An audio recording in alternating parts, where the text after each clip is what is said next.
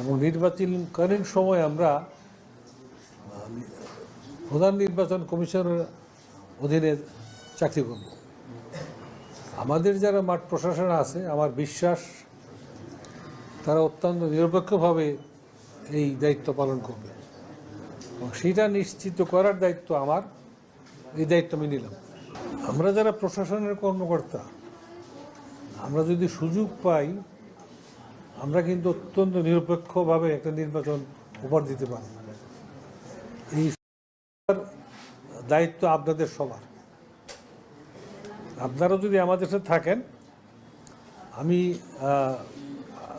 আমার দৃঢ় প্রত্যয় হলো যে আমার অফিসাররা সর্বতোভাবে নিরপেক্ষ দায়িত্ব পালন করবে।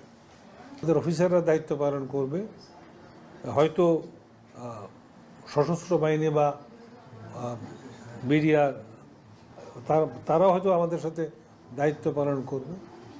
সেহেতু আমার মনে হয় যে আমার আইনশৃঙ্খলা কোনো সমস্যা না। জনগণ যদি একটা নির্বাচন চায়, নিরপেক্ষ নির্বাচন চায়, তাইলে এটা করা সম্ভব।